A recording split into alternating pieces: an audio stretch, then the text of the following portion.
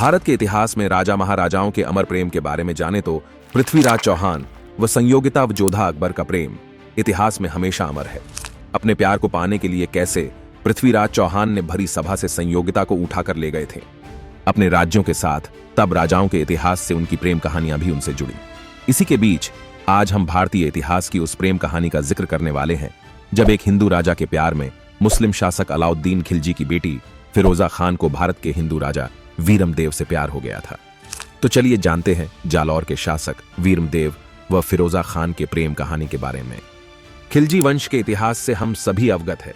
1290 से 1320 तक दिल्ली पर खिलजी वंश का शासन रहा था। इसी शासनकाल के दौरान खिलजी शासक अलाउद्दीन खिलजी की बेटी फिरोजा को जालौर के शासक व वीर सपूत वीरमदेव से प्रेम हो गया था। फिरोजा वीरमदेव को इस कदर चाहने लगी थी कि वीरमेदव की मौत के बाद फिरोजा ने खुद को भी खत्म कर लिया था। जालौर के वीर शासक राजकुमार वीरमदेव चौहान वंश के थे। उनके पिता कान्हड़ देव सोनागरा, जो मेवाड़ के नजदीक है, शासक थे। वीरमदेव में युद्ध की कला के वो सभी गुण बचपन से ही दिखने लगे थे। वीरमदेव कुश्ती की कला में सबसे आगे थे। यही कारण है जब खिलजी की सेना सोमनाथ मंदिर को लूट कर वापस लौट रही थी, तब इस दौरान जालौर में वीरमदेव व खिलजी की सेना का आमना सामना हुआ। वीरमदेव ने अपने सैन्य बल के साथ खिलजी सेना को युद्ध में परास्त कर दिया। जालौर शासक वीरमदेव से हार के बाद बदले की भावना से अलाउद्दीन खिलजी ने अपने सेनापति को समझौते के लिए जालौर वीरमदेव के दरबार में भेजा। खिलजी के इस प्रस्ताव को स्वीकारते हुए वीरमदेव दिल्ली खिलजी के दरबार गए। यह पहला मौका था जब वीरमदेव व अलाउद्दीन खिलजी की पुत्री फिरोजा खान ने एक दूसरे को देखा। वीरमदेव की वीरता व उनकी सुंदरता को देख फिरोजा खान वीरमदेव से प्रेम कर बैठी।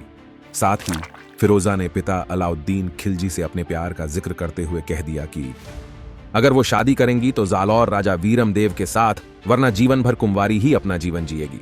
फिरोजा की इस जिद के आगे अलाउद्दीन खिलजी ने अपने दूत को जालौर दरबार में फिरोजा का रिश्ता भेजा। लेकिन जब वीरमदेव ने खिलजी को यह कहकर वापस भेज दिया कि वो अपने धर्म कुल के विपरीत जाकर किसी दूसरे धर्म में विवाह नहीं कर सकते, अलाउद्दीन खिलजी ने इस अपमान का बदला लेने के लिए जालौर पर हमला करने के लिए एक बड़ी सेना जालौर की ओर भेज दी। जालौर में खिलजी की सेना व वीरमदेव की सेना के बीच विनाशकारी युद्ध हुआ।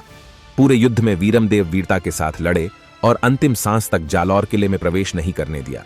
लेकिन अंत में वीरमदेव लड़ते लड़ते वीरगति को प्राप्त हो गए।